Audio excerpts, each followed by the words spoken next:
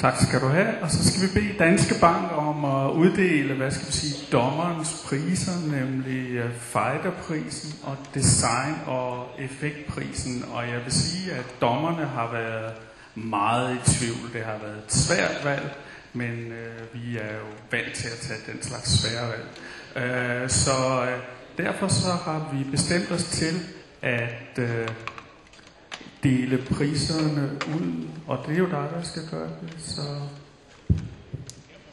Det er jo faktisk en ære at få lov, og især designprisen, for jeg hørte, vi snakkede om, at der mangler måske lidt kvindelig touch over nogle af dem her, og det kan jeg måske godt sætte mig ind i.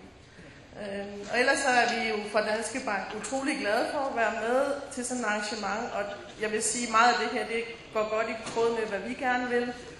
Og vi gør jo det, vi er bedst til, synes vi, og det synes jeg bestemt også deltagerne har gjort her. Så tillykke til dem alle sammen. Men design- og effektprisen går til Zigzag.